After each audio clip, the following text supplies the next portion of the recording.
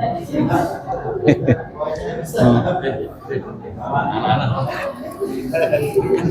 dulu yuk, ini dulu yuk.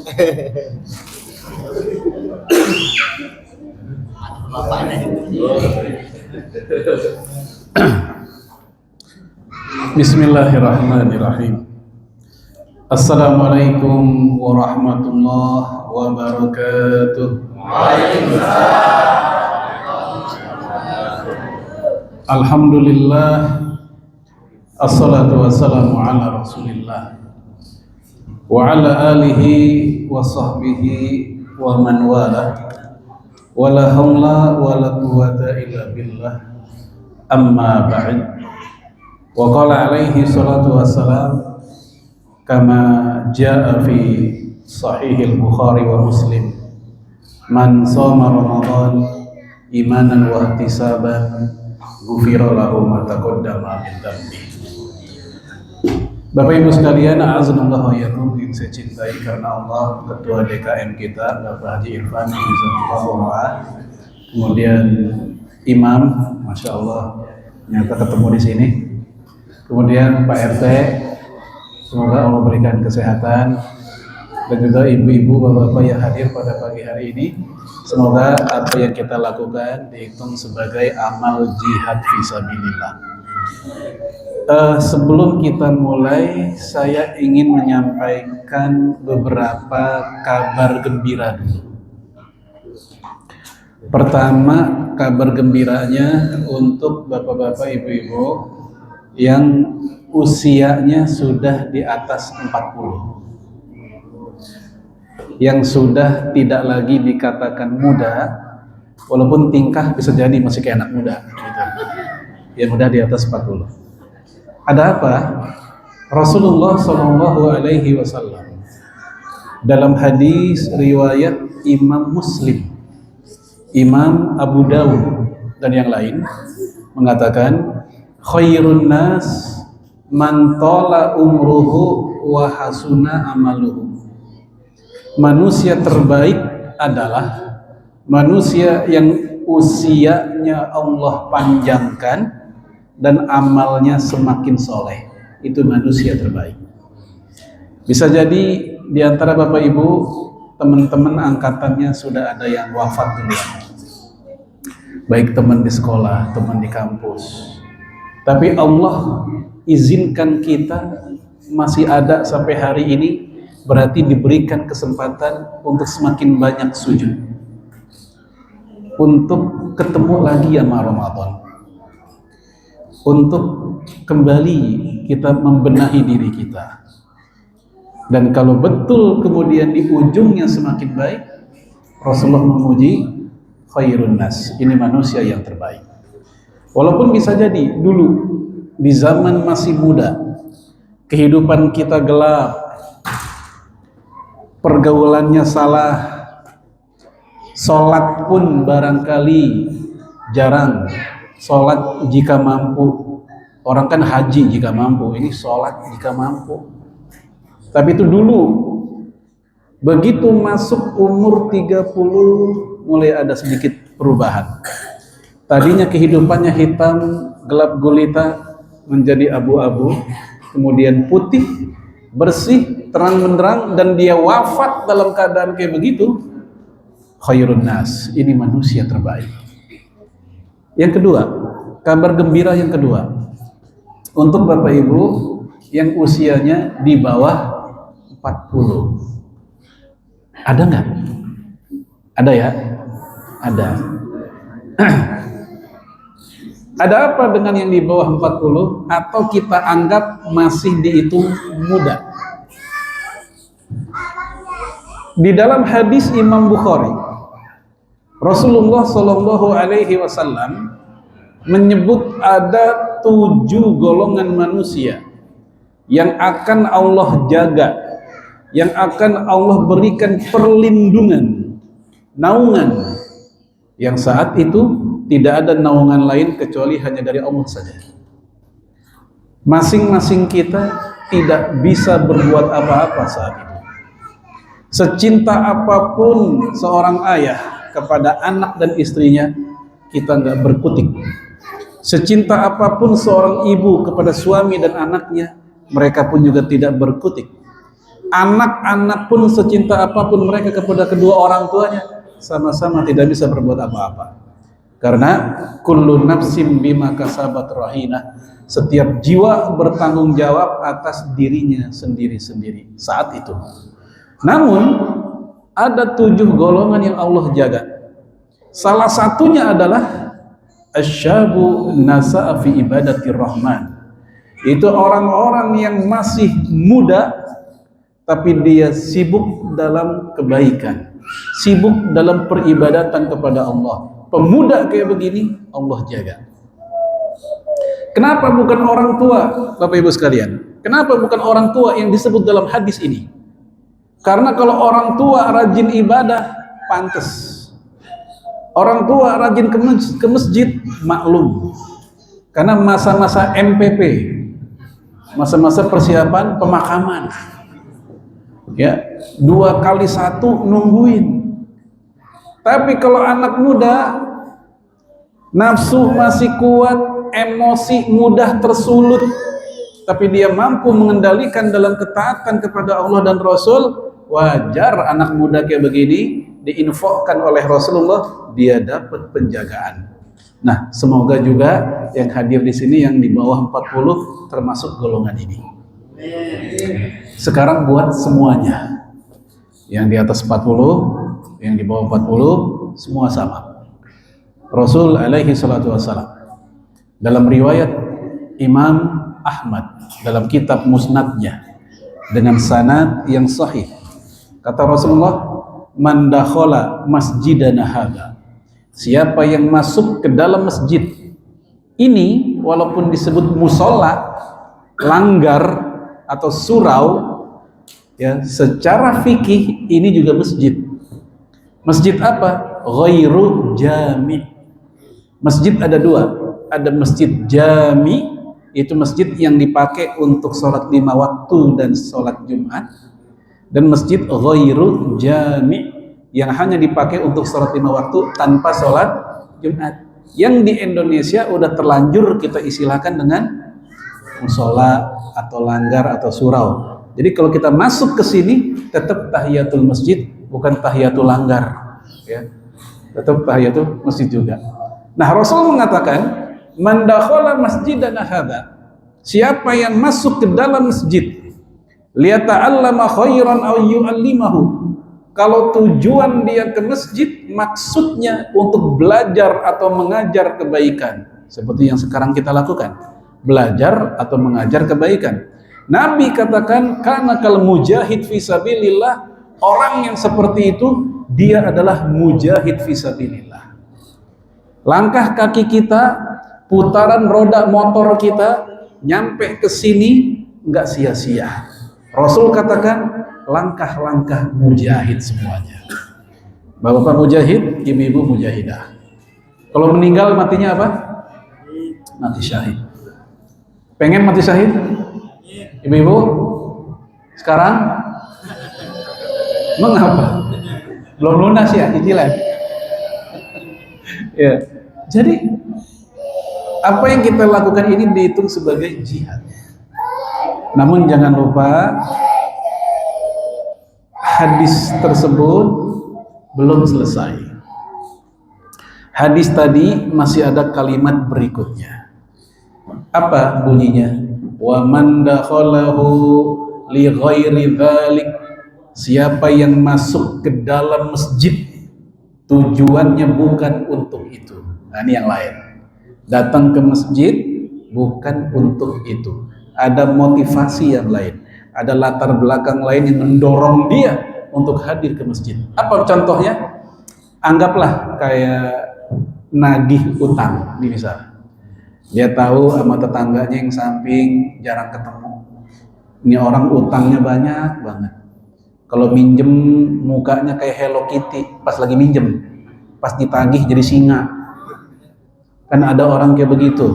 Kalau minjem duit melas, minjem duit mukanya muka iba, pas ditagih galakan dia, malah kita yang jadi peminta-minta. Lalu kita berpikir, paling-paling nanti pas pengajian ketemu kali ini. Ternyata betul jamaah sekalian. Di masjid ketemu, lagi di pojok, ya kita paranin, jangan ngaji mulu, utang pikirin. Itulah yang membuat kita hadir. Apa kata Rasul? Kana an-naziri ila ma laisa lahu.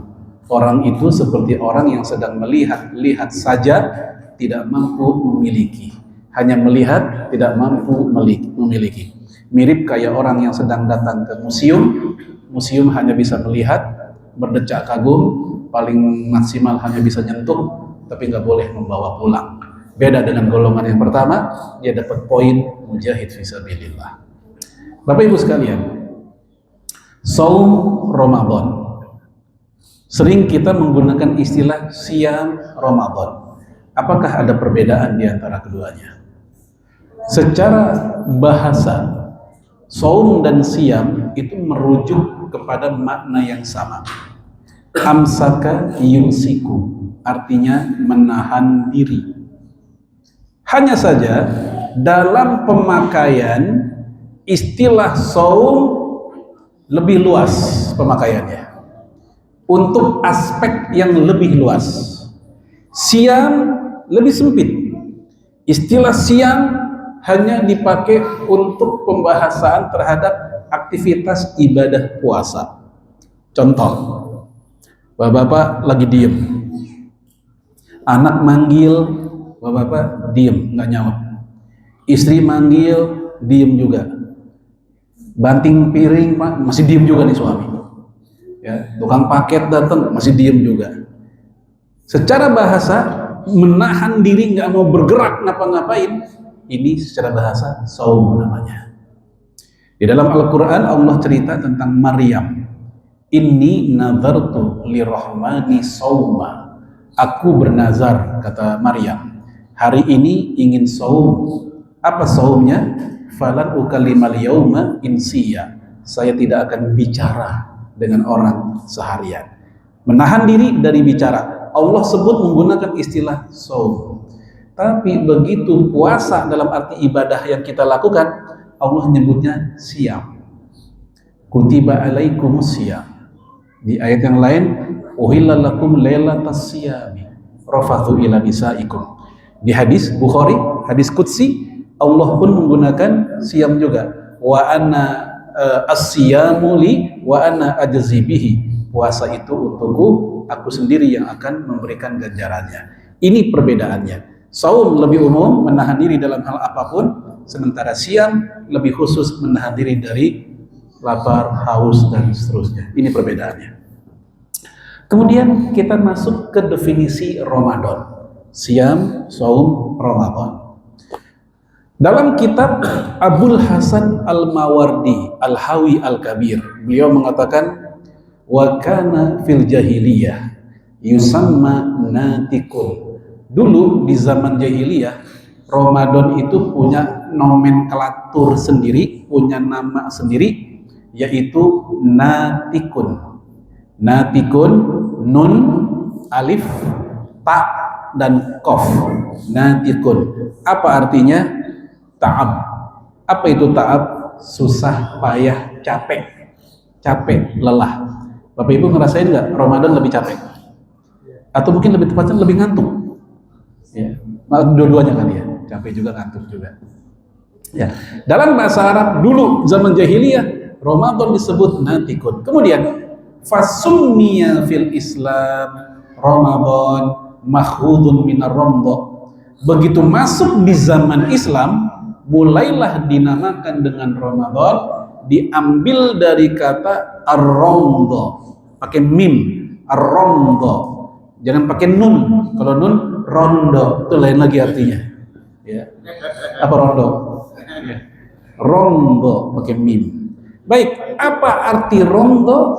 Yaitu wahuwa syiddatul har, panas banget. Syiddah artinya sangat, har artinya panas, sangat panas. Ada apa? Kok Ramadan maknanya seperti itu? Karena li'annahu hina furidha wafaqa syiddatal har. Ketika dulu Al-Baqarah 183 turun, yang tadi dibacain mana anak kita, itu pas banget lagi musim panas. Bahkan salah satu peneliti, sejarawan, ahli hadis, Imam Az-Zahabi namanya, beliau mengatakan selama Rasul hidup, beliau hanya mengalami puasa Ramadan 9 kali. Dan 9-9-nya ini semuanya musim panas. Selalu musim panas di zaman Rasul. Maka wajar disebut Ramadan, syiddatul har. Nah, sementara kita insya Allah kaya-kayanya Ramadan sekarang ini agak-agak adem, mendingan lah. Ya, musim ya adem, pernah kemarau. Ya, plus nanti ada musim susulan, musim timun suri juga muncul. Musim apa lagi? Hah? Bawan. Ya, takjil war. Ya. Itu akan muncul lagi biasanya. Baik. Kemudian Rasul mengatakan, dikutip oleh Anas bin Malik, masih di kitab yang sama. Apa kata Nabi? Innama summiya Ramadan li'annahu yarmidu dzunub. Dinamakan Ramadan karena Ramadan itu yarmid. Yarmid artinya membakar, memanaskan. Adzunub dosa, membakar dosa. Apa maksudnya? Yahrikuha wa yadhhabu biha, menghapuskannya. Jadi kita diberikan kesempatan 1 bulan penuh untuk melondri diri kita Ramadan. Kalau pusat perbelanjaan, misal Indo apa ini? Superindo, tau-taunya lagi diskon gede-gedean. Dapat informasi 3 hari ini diskon Superindo. Ya, barang-barang yang harganya mahal diskon 80%, 90%. Umbul-umbulnya di mana-mana. Spanduk di mana-mana. Kebaca dari jauh. Sale-sale 80%, sale-sale 80%. Saya yakin itu orang langsung pada pengen belanja. Bahkan yang bokek pun berasa punya duit, rasanya pengen berangkat juga. Kenapa? Terpancing, tidak ingin kehilangan momen. Ya. Nah, Ramadan bukan 3 hari, bukan sepekan, 1 bulan lamanya kita diberikan kesempatan untuk melondri diri kita. Tapi ternyata ada umat Islam terhadap Ramadan yang cuek aja, biasa aja, nggak ada rasa-rasa dalam kehidupan dia. Orang-orang teriak marhaban ya Ramadan, kalau dia marhaban ya Ramadan, nggak enak banget ya Ramadannya. Gimana tadi? Marhaban ya Ramadan, kayaknya nyesal banget sama Ramadan. Yang lain marhaban ya Ramadan, ini marhaban ya Ramadan. Kenapa? Utangnya masih banyak, ya. Belum kebayar, belum dikodok. Baik, Bapak Ibu sekalian, a'azanallahu wa iyyakum, itu definisi Ramadannya. Sekarang kita masuk persiapan. Dalam kitab Al-Aqidah Al-Islamiyah, Sayyid Sabiq rahimahullah, ulama Al-Azhar, ulama Mesir, beliau mengatakan al-insan yatakawwanu minar ruh wal jasad wal aql. Manusia itu kombinasi antara ruh,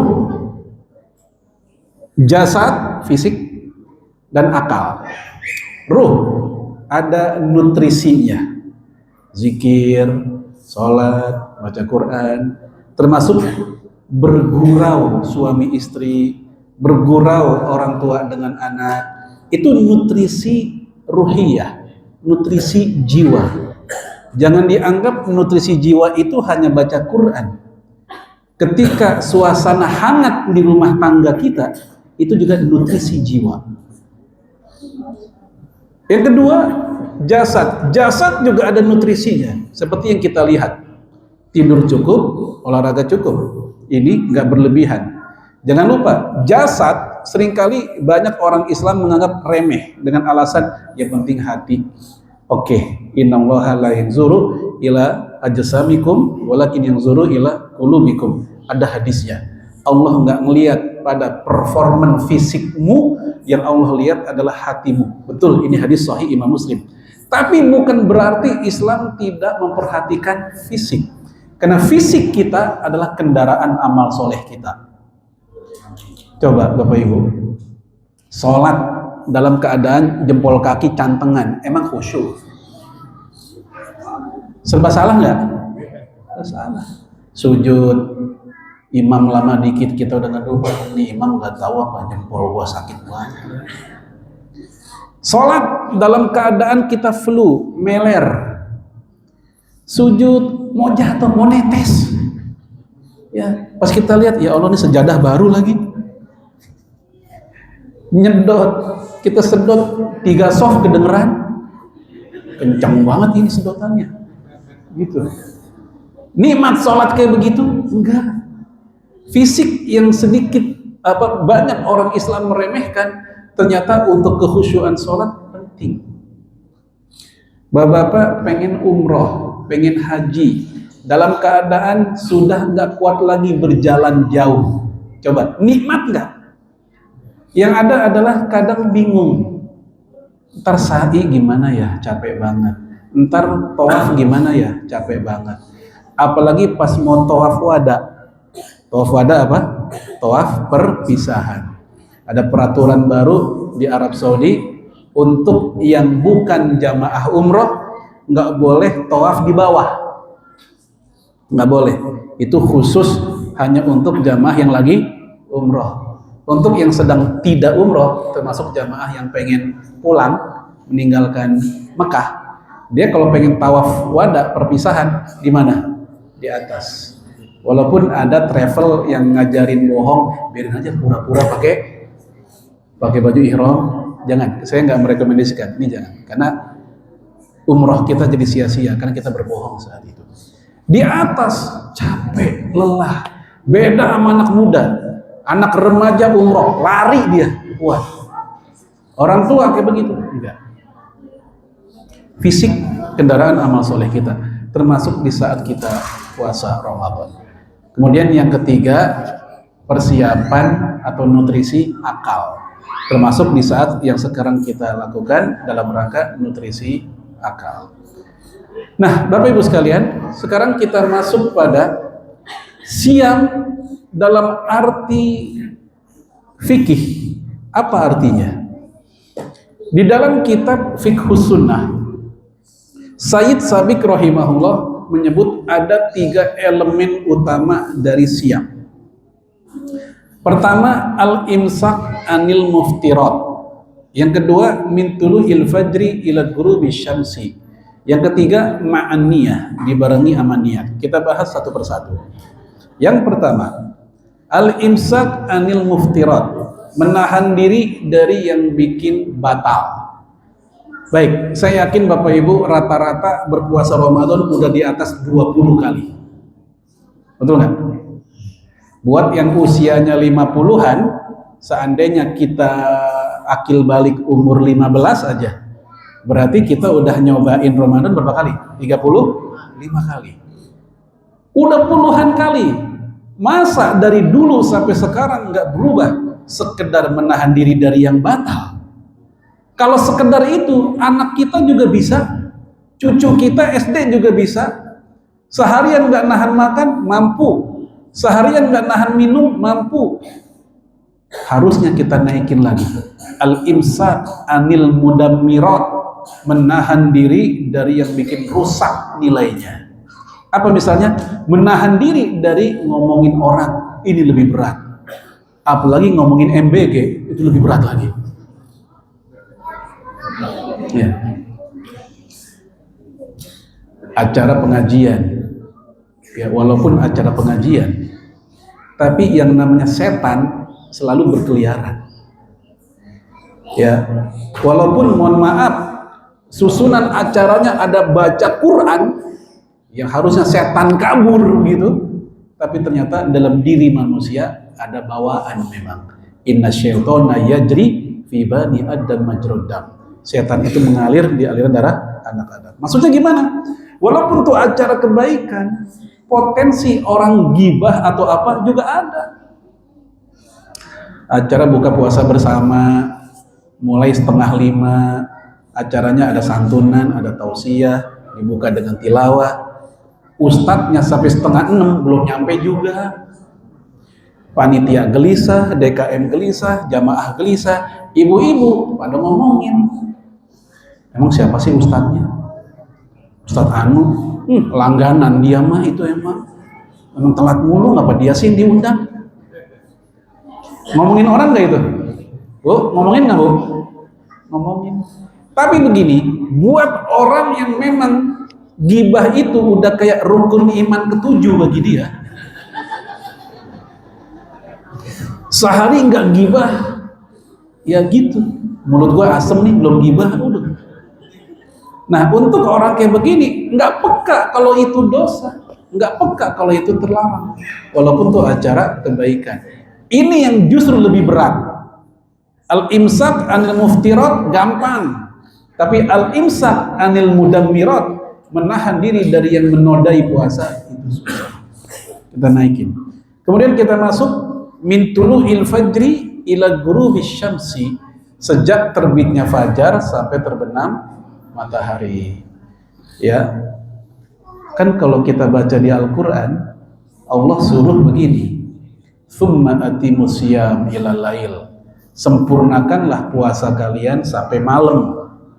Allah suruh sampai malam. Tapi kenapa kita cuma sampai maghrib?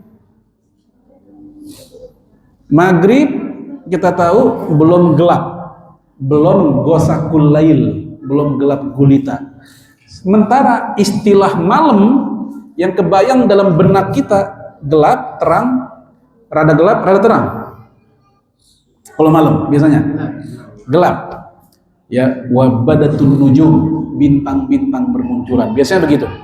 Tapi kenapa kok orang kita di maghrib bukanya padahal Allah bilang malam, lail? Bapak Ibu sekalian, para ulama kita seperti dalam kitab Al-Mu'jam Al-Wasit, kitab kamus bahasa Arab, itu menyebutkan lail, malam dalam bahasa Arab itu ada 3 tahapan, ada 3 marhalah, tahapan. Yang pertama yaitu awalul lail, awal malam. Yang kedua muntasiful lail, tengah malam. Yang ketiga yaitu jauful lailil akhir, sepertiga malam terakhir. Nah, maghrib dia masuk awalul lail.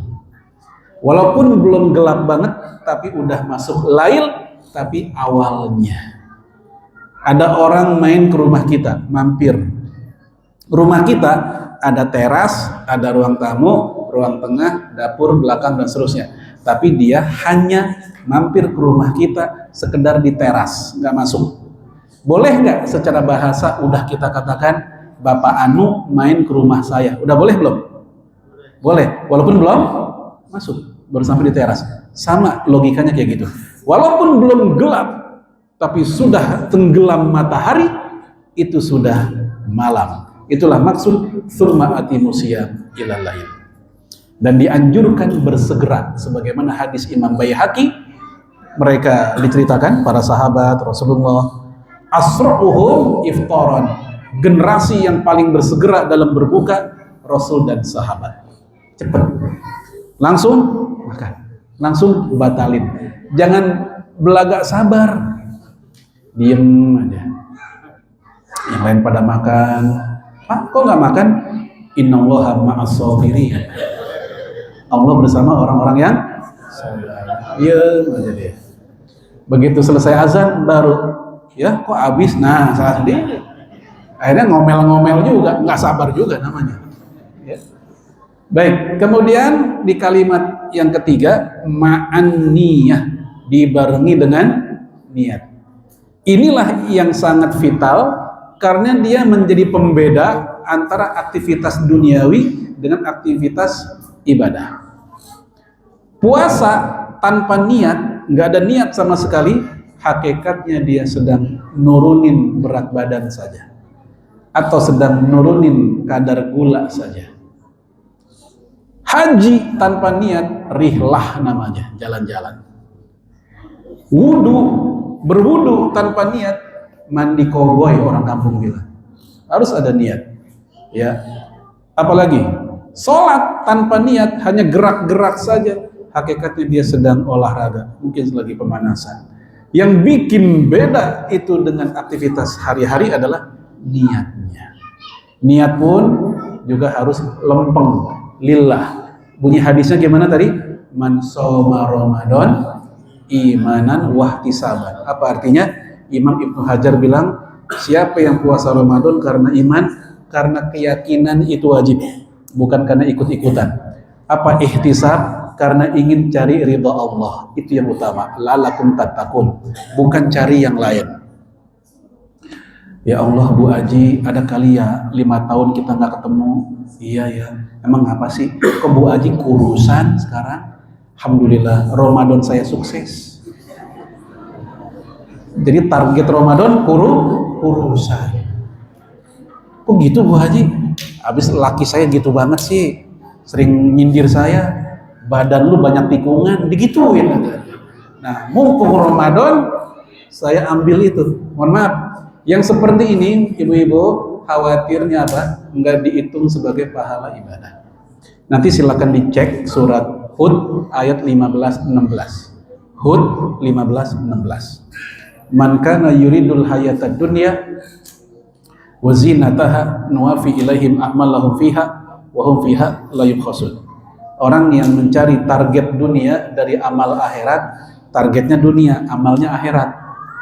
Ya, nyari kedudukan dunia, perhiasannya, wah macam-macam pokoknya. Allah katakan la yubkhasun. Nih, Allah kasih apa yang dia mau, dia kagak rugi. Dari jihad yang dia lakukan, apa maunya? Oh, supaya pas pulang disebut veteran perang. Dari sedekah yang dia lakukan, supaya disebut dermawan.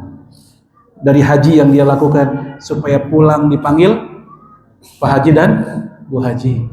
Supaya kalau kondangan bangkunya beda sendiri sama yang lain. Ya. Atau puasa karena tadi, supaya badan turunan tadi beratnya. Saban menjelang buka selalu nimbang mulu bawaannya. Ya, turun 3 kilo girang, alhamdulillah katanya. Habis buka naik lagi 8 kilo, surplus. Ya. Ini kalau kayak gini tujuannya di ayat berikutnya. Ulaikal ladzina laisa lahum fil akhirah ilan nar wa habita ma sana'u fiha wa batilu ma kanu ya'malun. Di akhirat nanti dia nggak dapat apa-apa, semua yang dia lakukan terhapus. Baik, itu di definisinya. Sekarang kita masuk pada pembahasan apa sih yang Rasul lakukan ketika Ramadan, sunnahnya gimana, adabnya kayak apa. Tujuannya adalah supaya betul-betul trek yang dilalui oleh Rasul, kita pun juga melaluinya. Jalan yang pernah ditempuh oleh Rasul, kita pun juga mengikuti jalan itu ketika Ramadan. Yang pertama, Nabi bilang dalam hadis Imam Bukhari, tasharu fa inna fis sahuri barakah. Apa tuh? Bersahurlah. Ini jalan pertama. Bersahurlah. Sesungguhnya di balik makan sahur kalian ada keberkahan. Apa keberkahan yang dimaksud dari sahur? Pertama, yuqawwiyu alaihi siyam. Bikin kuat orang berpuasa. Beda nggak kondisi orang puasa sahur dengan orang yang nggak sahur? Yang kedua, wayan syutulahu, bikin semangat. Semangatnya juga beda nggak? Ya, orang bangun kebablasan, nggak makan sahur, pasti tuh agak sedikit jengkel. Ya, mungkin dia marah ke istrinya atau istri marah ke lakinya. Kamu nih nggak bangunin saya, kok saya nggak sahur? Udah bang, udah saya bangunin tadi, udah saya orak itu kasur, hampir saya siram air panas. Jangan Bu ya, masa laki siram air panas. Ya, tapi abang nggak bangun juga. Akhirnya si lakinya puasa juga, namun dalam keadaan belum bersahur, semangatnya pasti beda. Ya, baik, itulah keberkahan yang dimaksud. Apakah ini aja? Enggak. Itu hadis masih ada kalimat selanjutnya. Innallaha wa malaikatahu yusholluna 'alal mutasahirin. Allah dan para malaikatnya berselawat kepada orang yang sedang makan sahur. Walaupun yang makan sahur setengah semangat, Beda dengan saat buka. Lebih semangat mana? Buka apa sahur? Buka. Walaupun pas buka oncom udah 3 hari, semangat tetap. Ya lagi lapar, semangat. Tapi kalau sahur, walaupun makanan favorit kita, kalau emang mata lagi ngantuk, semangatnya beda. Namun, apakah orang itu sadari dalam keadaan dia tidak semangat itu, Allah dan malaikatnya berselawat untuk dia? Apa arti Allah berselawat, Bapak Ibu? Dalam kitab Sahih Bukhari dari Ubay bin Ka'ab. Kata Ubay bin Ka'ab, yaitu Allah turunin rahmat buat dia. Allah kasih buat dia rahmat, kasih sayang. Rahmat itu ada 2. Rahmat ada 2. Pertama, ar-rahmah al-ammah, kasih sayang yang umum. Semua makhluk dapat. Semua manusia dapat tanpa pilih kasih. Muslim, non-muslim, orang soleh, orang jahat, dapat semua. Apa misal? Sinar matahari, nggak pilih kasih. Udara yang gratis ini, nggak pilih kasih. Semua dapat, tidak ada pengecualian. Apa namanya tadi? Rahmah al-ammah. Yang kedua, rahmah al-khassah, yaitu rahmat Allah yang spesifik, yang spesial. Buat siapa? Contohnya ini, yaitu orang yang sedang makan sahur, Allah kasih rahmat secara khusus. Lalu, apa maksud malaikat berselawat? Ubay bin Ka'ab mengatakan, istighfar lahum, malaikat mendoakan ampunan kepada yang lagi makan sahur. Dan bukankah ampunan memang sesuatu yang kita rindukan? Sebelum yang lain, ampunan. Hidup mau ngapain lagi? Pas kita meninggal, yang kita tunggukan doa ampunan anak cucu kita.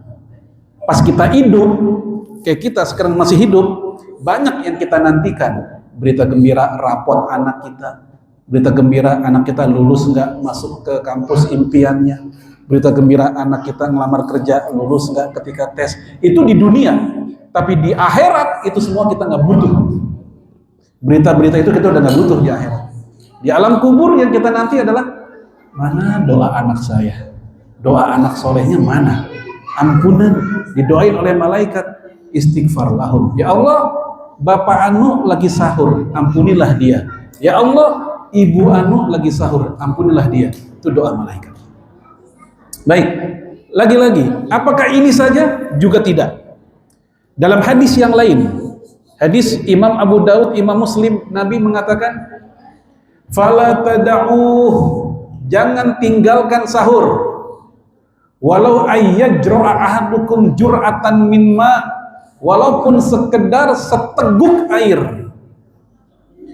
Dalam mubalaghah, ya, ini namanya istilahnya mubalaghah. Mubalaghah itu artinya hiperbol, penekanan. Saya yakin Bapak Ibu nggak ada yang sahur cuma seteguk air. Tapi kenapa itu ada? Ingin menunjukkan saking pentingnya. Jangan ditinggalkan walaupun seteguk air. Rasulullah pernah bilang, Ibnu Abbas pernah mengatakan tentang kurban. Berkurbanlah walaupun dengan ayam. Dari Ibnu Abbas. Kenyataannya, ada nggak orang kurban pakai ayam? Apalagi lele dumbo. Ada nggak? Nggak pernah ada kan? Tapi kenapa kok Ibnu Abbas ngomong kayak begitu? Sekedar untuk menunjukkan saking pentingnya, jangan tinggalkan. Bukan bermakna hakiki, bukan. Ada lagi hadis tentang membangun masjid. Kan Nabi memberikan motivasi, orang yang membangun masjid walaupun segede kandang burung, Allah akan bangunkan buat dia rumah di surga. Kenyataannya belum pernah ada masjid segede kandang burung. Kenapa itu ada hadisnya? Untuk saking pentingnya. Nah, sama, walaupun sekedar seteguk air, fala tada'u, jangan tinggalkan.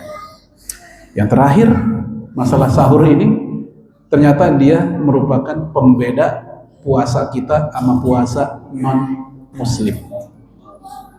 Ibu-ibu, bapak-bapak mungkin ada yang rajin puasa sunnah, udah jadi habitnya.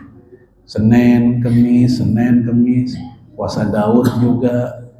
Tapi sayangnya dia nggak pernah sahur. Nah, ini bahaya. Karena Rasul mengatakan, faslu ma baina siyamina wa siyami ahlil kitab aklatus sahur. Yang bikin beda puasa kita dengan puasa non-muslim adalah makan sahurnya. Emang ada ya non-muslim puasa? Ada. Kata siapa? Kata Quran. Kan baru dibaca. Tadi ayatnya dibaca. Kalimatnya mana? Kama kutiba alal ladzina min qablikum. Sebagaimana puasa Ramadan dulu pernah juga Allah wajibkan kepada orang sebelum kamu. Siapa maksudnya? Yahudi Nasrani. Bedanya sama kita, makan sahurnya. Mereka enggak, kita makan. Maka Nabi katakan yang bikin beda kita dengan ahlul kitab, sahur. Ibnu Hajar mengatakan, kalau ada orang yang biasa puasa sunnah tapi biasa juga tanpa sahur, khawatir dia bukan mendapat pahala, malah dapat dosa, karena man tasyabbaha biqaumin fahuwa minhum. Siapa yang ibadahnya menyerupai sebuah kaum, dia bagian dari kaum itu. Usahakan jangan sampai ninggalin sahur walaupun dia hanya sunnah. Kecuali nih, ada kecualinya, emang bablas banget, capek banget, alarm bunyi nggak bangun, istri udah tadi teriak-teriak kagak bangun, ya security udah ngemplangin tiang listrik berkali-kali kagak bangun juga, apalagi ayam jago kukurin berkali-kali kagak bangun juga. Hampir-hampir istrinya bilang innalillahi wa inna ilaihi rajiun, kali udah dia nggak bangun juga. Ya, bangunnya jam berapa? 5:30 baru bangun. Terus dia ngelanjutin, sesekali barangkali ada orang kasus kebablasan, ini dimaklumi. Tapi kalau itu jadi kebiasaan, itu yang tidak dibenarkan. Baik, itu pertama.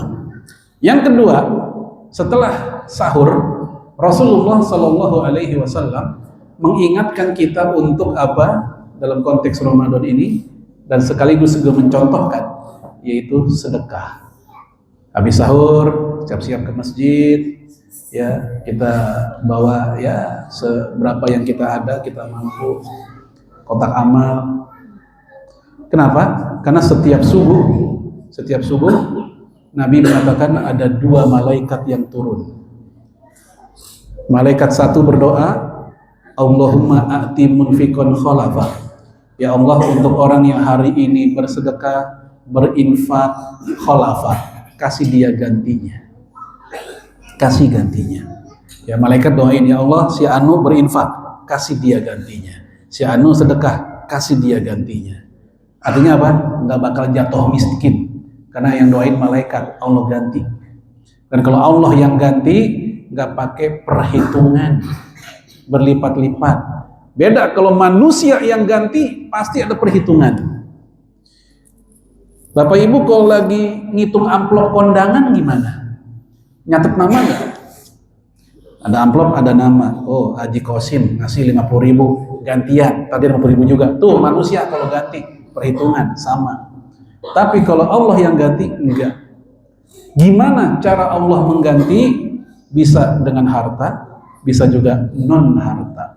Jangan dibatasi Allah ganti dengan pikiran kita sendiri. Kita nyumbang buat masjid 20.000, kita mikir Allah ganti nggak ya jadi BMW? Enggak. Ini namanya bukan mental orang sedekah, ini mental MLM namanya. Mental sedekah nggak gitu. Terus apa dong bentuk gantiannya? Pertama, bisa juga diganti dengan bentuk harta, Allah punya kuasa, atau Allah ganti berupa anak yang soleh. Anak kita disuruh sholat, ya Allah, itu orang tua sampai sakit hati rasanya. Sholat yuk, ikut ayah. Ayah aja duluan, ayah kan udah tua, melawan dia. Ya, oke, kita nganggap masih anak-anak. Yang dewasa begitu juga. Ternyata suatu hari anak kita ini yang susah banget disuruh sholat, dia sholat. Bahkan lebih dulu dibanding orang tuanya. Jam 4 subuh udah bangunin orang tuanya. Ya, bangun jam 4 subuh. Bu, Ma, bangun jam 4 subuh. Kaget orang tuanya. Loh, ini kamu? Iya. Mau kemana? Mau ke masjid. Baru jam 4. Ya, aku ingin dapat duluan. Baru aja kemarin dia ngelawan. Sekarang kok udah berubah? Kenapa kita nggak berpikir jangan-jangan nih karena keberkahan sedekah orang tuanya? Khulafa, Allah kasih ganti. Atau ya Allah kasih apa? Kesehatan.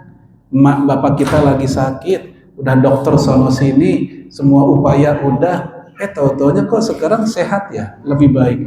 Sama, kenapa kita nggak berpikir jangan-jangan karena apa tadi? Sedekah orang tuanya, karena doa malaikat khalafat, kasih dia gantinya. Lalu malaikat kedua, nah ini yang gak enak. Malaikat kedua ini doanya pedes. Allahumma a'ti mumsikan talafa. Ya Allah, untuk orang yang hari ini tidak bersedekah, menahan hartanya karena bakhil, talafa, binasakanlah hartanya.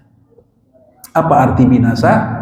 Dalam kitab Syarah Riyadhis Shalihin dikatakan dua makna. Makna pertama, binasa keberkahannya.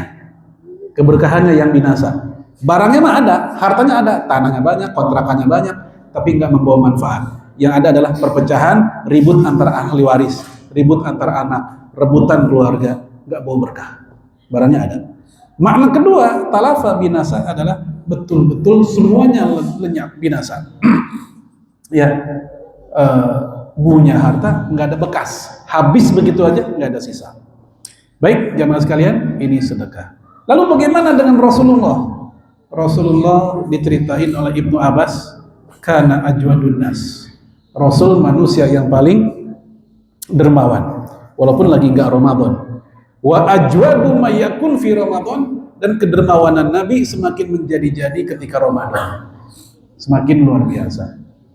Baik, nanti Ramadan besok nih, kan Februari ya.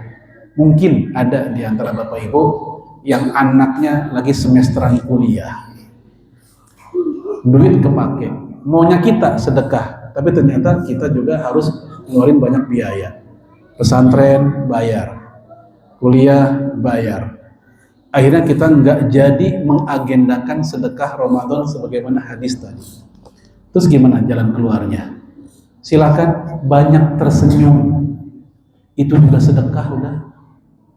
Nyengir aja seharian. Ya, kalau orang nanya, lu ngapa sih nyengir mulu? Bahagia banget kayaknya. Bukan, nggak ada duit, makanya gue begini aja udah. Apalagi kalimatut thayyibah sodako, hadis Bukhari. Kalimatut thayyibah sodako, kata Nabi, hadis Bukhari. Apa kalimatut thayyibah? Ada dua penjelasan para ulama. Pertama, dua kalimat syahadat itu kalimat thayyibah. Yang kedua, kalimat thayyibah adalah ngomongin yang baik-baik, itu kalimat thayyibah juga. Itu juga sedekah. Di WA kita ada orang nge-share jadwal sholat hari ini, itu kalimat thayyibah, informasi yang baik. Kita broadcast ke yang lain, kita ikut sedekah dengan kalimat thayyibah. Ada orang nge-share Quran dan tafsirnya dan hikmahnya, wah bagus nih, kita share ke beberapa grup, kalimat thayyibah, ini juga sedekah. Pakai duit nggak? Enggak, pakai kuota doang, ya, pakai kuota data aja. Ya, apalagi sama nasihat yang baik, itu semua sedekah. Baik, yang ketiga, banyak doa Ramadan. Nabi ngajarin banyak doa. Lisoim lahu da'watan maturat inda fitri.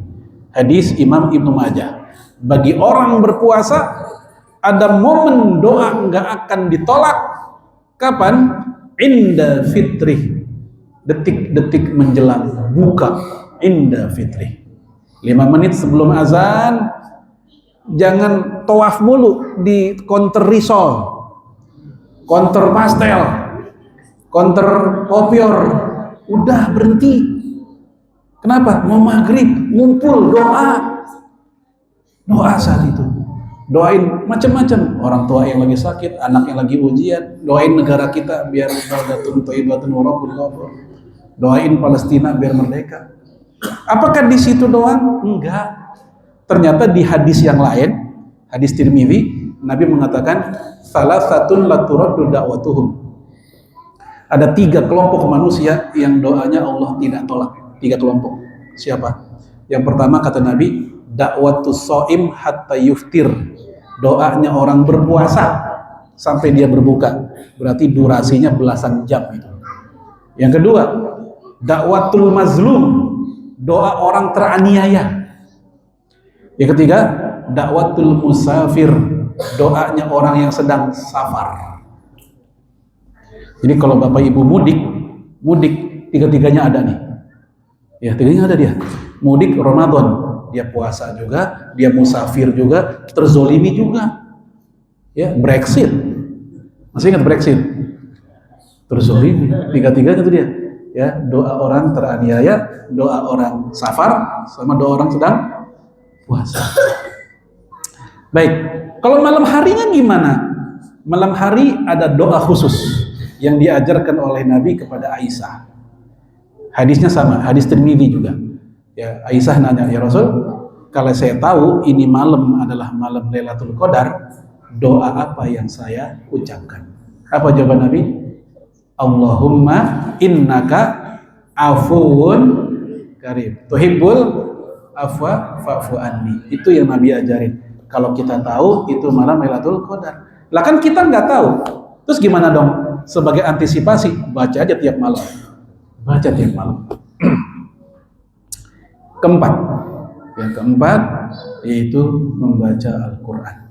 Syahrul Ramadan alladzi unzila fihil Qur'an. Ya, saya baca Quran gimana ya? Malu, banyak salahnya. Saya kalau baca Quran tuh kalau kita darusan masing-masing 3 ayat. Pas giliran saya udah merinding. Ya, saya hitungin 3 ayat. Pas saya lihat, ayat susah. Kayak ujian PNS, ayat susah. Ya. Bapak Ibu, nggak usah kecil hati. Rasul mengatakan dalam hadis Imam Muslim, man yaqra'ul Qur'an wa huwa yatata'ta' fi wa alaihi syaq falahu ajran. Orang yang baca Quran dan dia bacanya tersendat-sendat, yatata'ta', terbata-bata, wa alaihi syaq, dan dia pun mengalami kesulitan ketika baca Quran, di pikirannya loading. Ya, loading dulu, membedakan kho sama jim, titik atas titik bawah, loading dulu.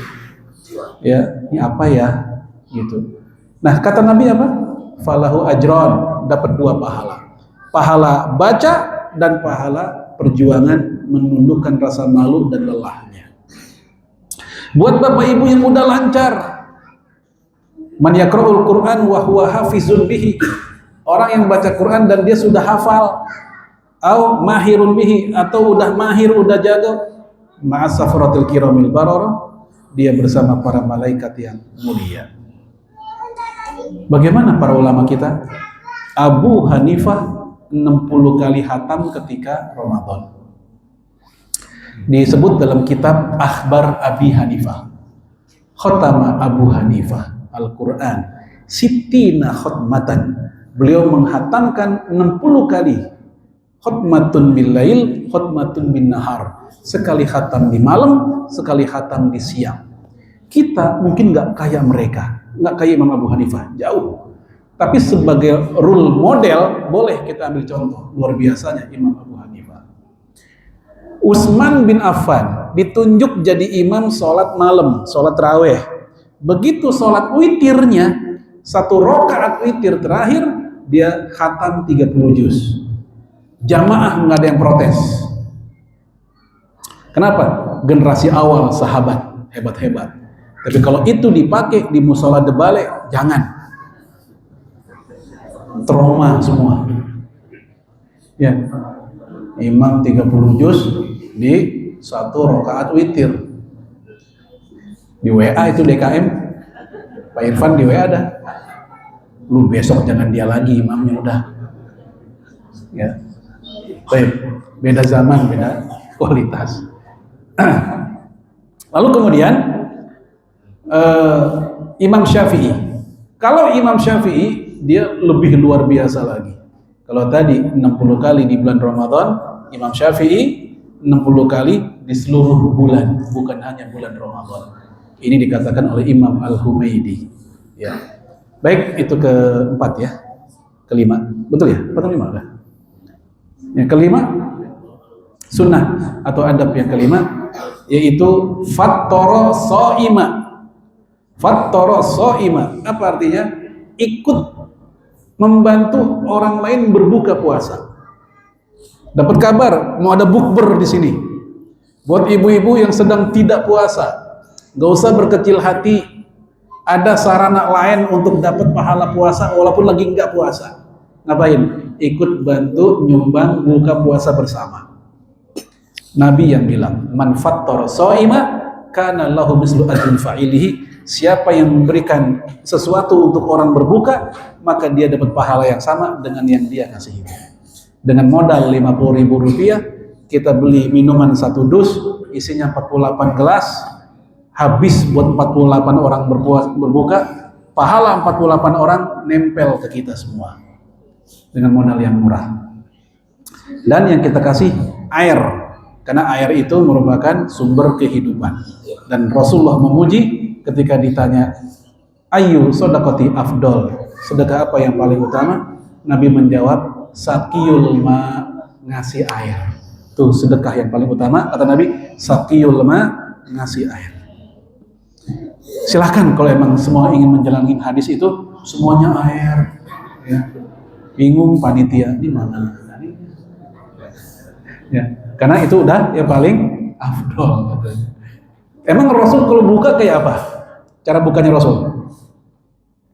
Ya, dalam hadis Imam Tirmidzi dari Anas bin Malik, Rasul kalau buka itu pertama rutobat. Apa rutobat? Rutob. Pernah dengar rutob? Rutob itu kurma muda. Ya. Fa'ilam yakun, kalau nggak ada rutob, tumairot. Apa tumairot? Kurma yang udah tua, yang udah pada keriput tuh.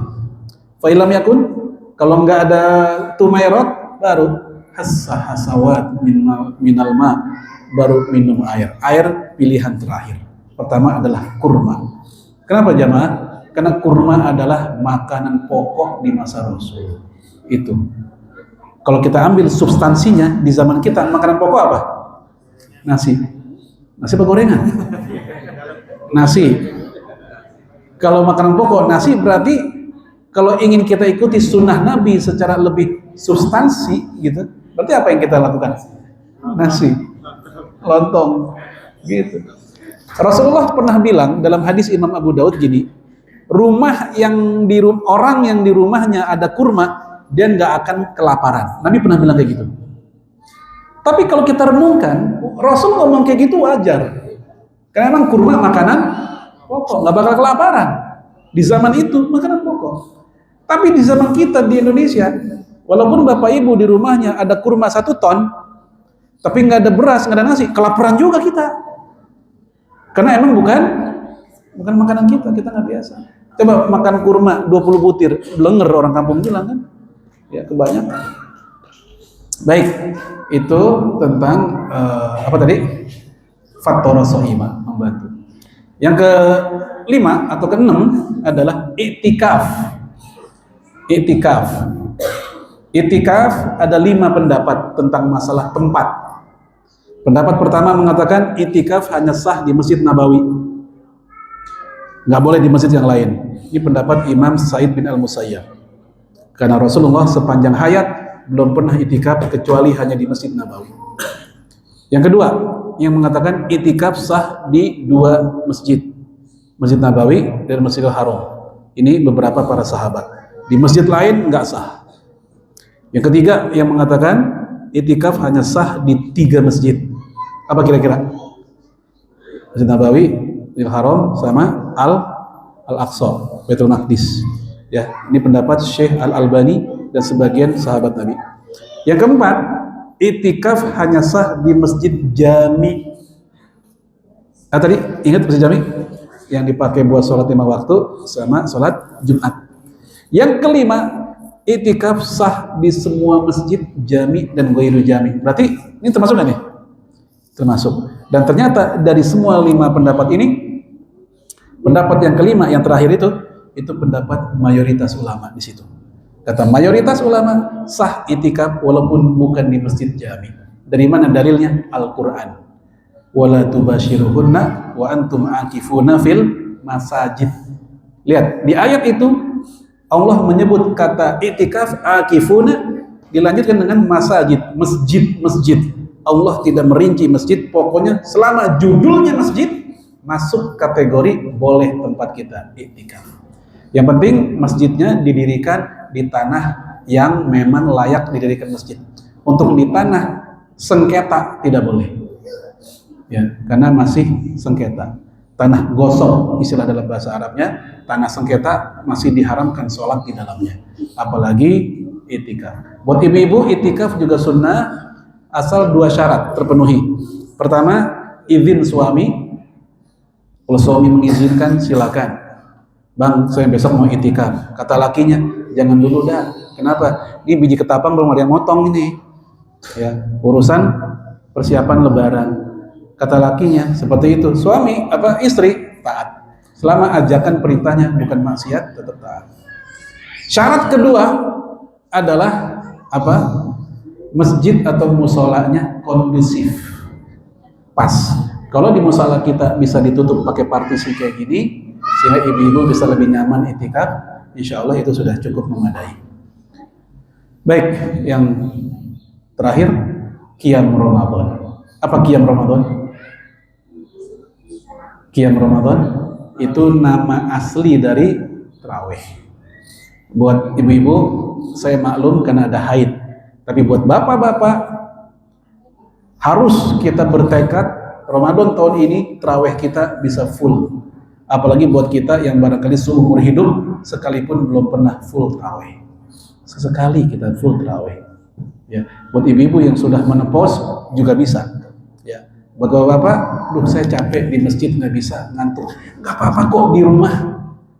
Walaupun hanya 2 rakaat misal, karena saking ngantuknya, sah nggak tarawih 2 rakaat? Sah nggak? Sah. Hakikatnya tarawih itu sholat tahajud di bulan Ramadan. Sholat tahajud boleh 2 rakaat? Boleh. Walaupun yang dia baca rakaat pertama Inna Atoina, rakaat kedua Al-Kausar, kan dia juga. Ya. Emang itu yang dia hafal? Tetap sah, tetap sah. Daripada nggak sama sekali. Man qoma Ramadan imanan wa ihtisaban ghufira lahu ma taqaddama min dhanbi.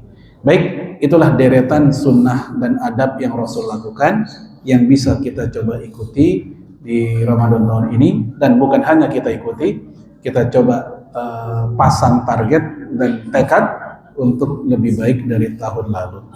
Barangkali ada diskusi dan tanya jawab, silakan Bapak Ibu jika ada yang ditanyakan. Wallahualam bishawab. Assalamualaikum warahmatullahi wabarakatuh.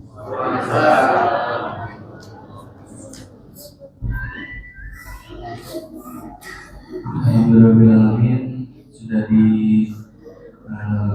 sudah dilaksanakan tausiah agama yang dilakukan oleh Bapak Ustaz Farid. Berikutnya mungkin ada tanya jawab dari Bapak-bapak dan Ibu sekalian yang bisa ditanyakan kepada Bapak Ustaz.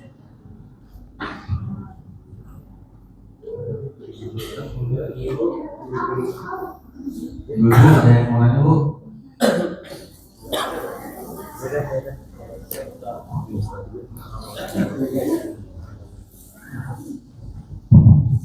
Assalamualaikum warahmatullahi wabarakatuh. Waalaikumsalam warahmatullahi wabarakatuh. Sebelumnya terima kasih Ustaz atas pemaparannya. Untuk kami ilmunya sangat mendalam. Yang saya tanyakan begini Ustaz.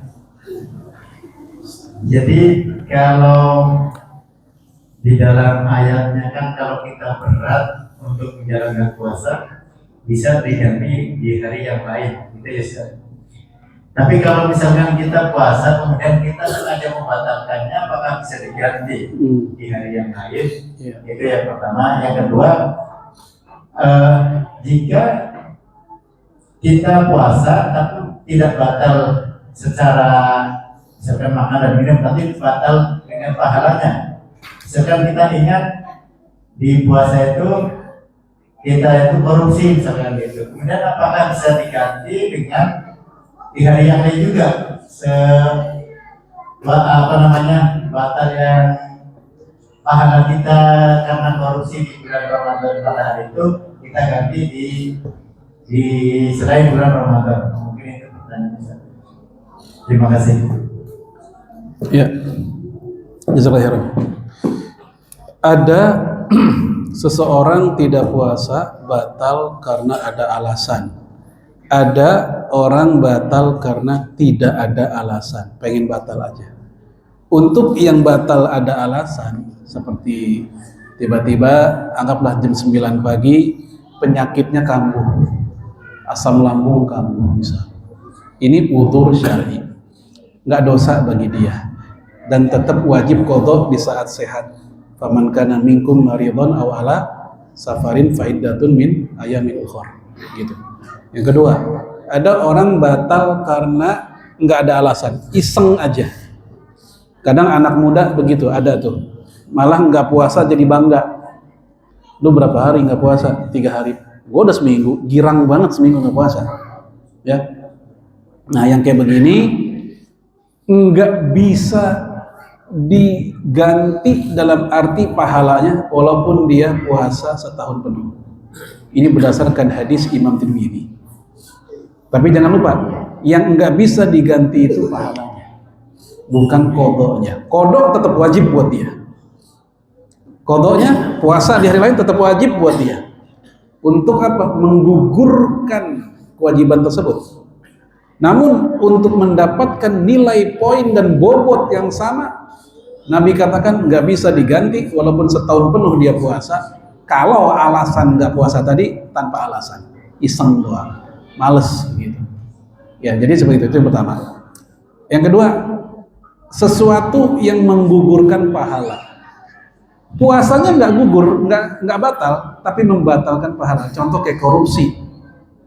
Ya, bisa nggak diganti pahalanya di momen yang lain? Betul ya, maksud gitu ya. Baik.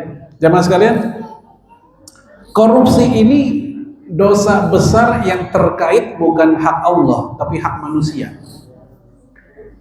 Dia hanya bisa direcovery kalau hak-hak manusianya dikembalikan.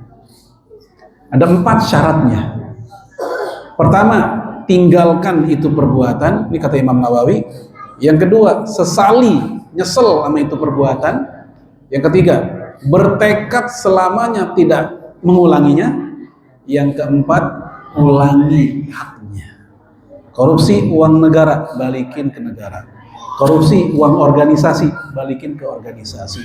Yang seperti itu, kata Imam Nawawi, baru bisa menetralisir dan bisa mengembalikannya. Kalau dia hanya bilang, saya tobat, saya nggak mau lagi, dia nangis, istighfar, tapi uang yang dia korupsi itu masih dia miliki, tetap berubah jadi tanah di jonggol atau berubah jadi mobil di rumahnya, nggak dibalikin, belum sah disebut tobat nasuha. Harus dikembalikan dulu, kayak gitu, supaya kembali lagi haknya dia untuk pahalanya puasanya, maka kembalikan dulu hak yang dia rampas itu. Itu kata Imam Nawawi dalam kitab Riyadhus Shalihin dalam bab taubah, bab tentang taubat. Wallahu a'lam.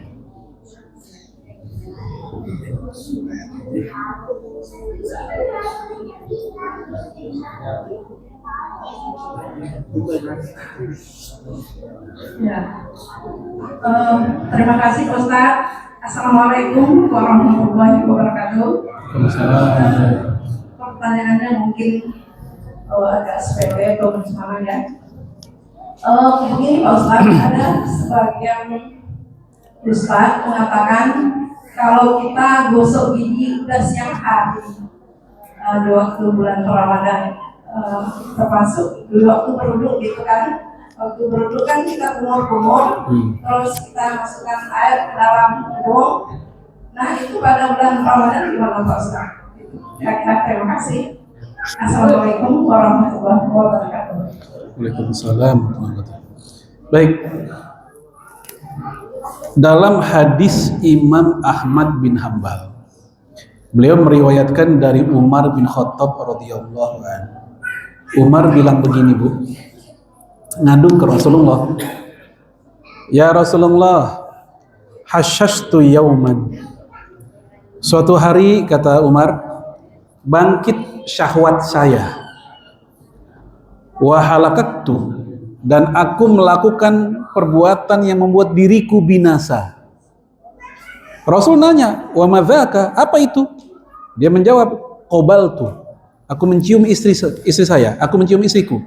Jadi mencium istri, kata Umar, ini perbuatan yang mencelakakan saya. Lagi puasa kejadiannya. Lalu kata Rasulullah kepada Umar, apa pendapatmu tentang hukum atau orang berkumur-kumur ketika puasa? Ya, berkumur-kumur ketika puasa gimana? Apa jawaban Umar? La ba'sa, nggak apa-apa. Berkumur-kumur lagi puasa nggak apa-apa. Jadi Rasulullah ingin mengajak Umar berpikir bahwa suami mencium istri itu hukumnya sama kayak berkumur-kumur. Sehingga Rasul bertanya, apa pendapatmu tentang berkumur-kumur? Kata Umar, la ba'sa, nggak apa-apa. Lalu kata Rasul, fafim, kalau gitu kenapa nanya? Artinya yang Umar lakukan itu boleh. Yang penting jangan sampai tahrikus syahwah, membangkitkan syahwat. Sebagaimana kumur-kumur itu boleh. Yang penting jangan sampai isbag. Apa isbag? Berlebihan. Isbagul wudu, kata Nabi. Wudu itu kudu serius. Kecuali kalau lagi Ramadan. Hati-hati.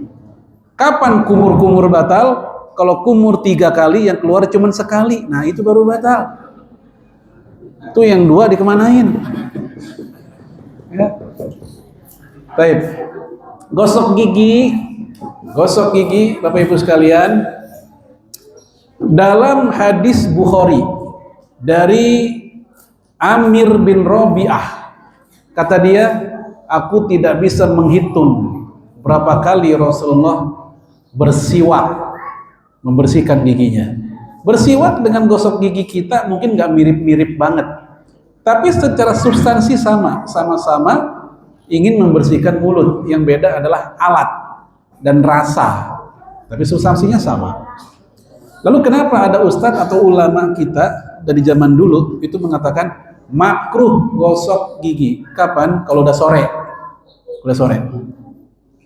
Apa hikmahnya? Mohon maaf, ketika puasa mulut bau nggak? Bau mulut ya. Bau mulut itu merupakan jejak ibadah, yaitu puasa. Sebagaimana orang sholat ada jejak ibadah di wajahnya, orang sering nangis sholat malam ada jejak ibadah di wajahnya. Ibnu Umar ketika meninggal di bawah matanya ada garis. Ibnu Umar anaknya Umar bin Khattab. Saking seringnya dia nangis, jejak ibadah. Habis wudhu, air masih ada nggak sini? Jejak ibadah. Maka jangan kaget, sebagian ahli fikih mengatakan makruh mengelap air wudhu setelah wudhu. Biarkan dia kering secara alami, beriringan dengan netesnya dosa-dosa dia. Sebagian ulama ya, nggak semua bilang begitu. Maka dengan berpikir kayak begitu, mulut bau itu merupakan jejak ibadah, jangan dihapus. Karena dalam hadis Bukhari dikatakan, ya, inna riha famis shaim, bau mulut orang berpuasa atyab indallah, lebih mulia, lebih baik di sisi Allah minal rihil misk, dibanding bau aroma kesturi. Nah, dari situ pendalilan kenapa ada ulama yang mengatakan jangan dihilangkan, jangan gosok gigi. Karena kalau begitu Anda menghilangkan jejak ibadah. Padahal bau mulut orang yang berpuasa lebih utama di sisi Allah dibanding bau minyak kesturi. Saya pribadi, kalau ditanya saya pribadi terus terang nggak ikut pendapat ini. Saya ikut pendapat Imam Syafi'i yang mengatakan boleh gosok gigi, boleh bersiwak mau pagi mau sore. Tetapi murid-muridnya Imam Syafi'i memakruhkan. Imam Syafi'inya tidak memakruhkan. Ya, kenapa? Karena hadis tentang bahwa Allah lebih mencintai bau mulut orang berpuasa dibanding minyak kesturi, itu konteksnya apa? Yaumal qiyamah, hari kiamat nanti. Hari kiamat, bukan di dunia. Di dunia orang enak juga tetap. Hari kiamat nanti. Ya. Nah, karena Rasulullah sering banget gosok gigi ketika bulan puasa, bahkan kata Amr bin Rabi'ah, aku nggak bisa ngitung jumlahnya, itu lebih kuat dalilnya bahwa gosok gigi itu nggak ada masalah, mau pagi siang sore silakan, yang penting itu odol jangan digadoin, gitu aja udah. Ya, walau misal.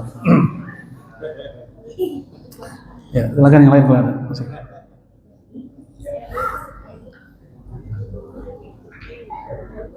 Assalamualaikum warahmatullahi wabarakatuh. Terima kasih Pak Ustadz pada kesempatan ini. Saya juga ingin menanyakan, yaitu tadi ada urutan menghadapi yaitu puasa yang selain kita sahur ya mulai ada beberapa yang lain, termasuk juga ada iktikaf. Yang saya mau tanyakan di sini adalah yang pertama mengenai qiyamul lail. Seberapa pentingkah itu kita dalam menghadapi puasa ini melaksanakan yaitu katakanlah salat tarawih berjamaah. Dan ini juga kadang-kadang kalau kita melakukan qiyamul kan Nabi juga pernah salat itu di rumah. Ya, jadi ada di rumah dan ada tarawih itu berjamaah yang pertama. Yang kedua, kita juga ingin di dalam bulan Ramadan yang kita nantikan itu namanya iktikaf. Biasanya secara umum kita melaksanakan itu di akhir bulan sebelum Ramadan yang terakhir gitu ya Ustaz. Apakah benar itu kita melakukan iktikaf itu pada 10 hari terakhir atau boleh dari awal-awal itu bagaimana? Tolong penjelasannya. Misalnya, terima kasih. Wassalamualaikum warahmatullahi wabarakatuh. Waalaikumsalam warahmatullahi wabarakatuh. Ya Bapak Ibu sekalian, untuk taraweh sendiri di rumah sah, berjamaah di rumah bersama keluarga juga sah, dan berjamaah bersama kaum muslimin di masjid juga sah, dan dua-duanya sama-sama mulia. Namun memang kalau di masjid lebih afdol. Kenapa? Karena itulah yang berlangsung belasan abad lamanya sejak masa Rasul, sahabat, dan sekarang. Bukankah Rasulullah hanya 3 malam saja? Rasul malam pertama sholat sendirian, tentunya datang para sahabat menemani.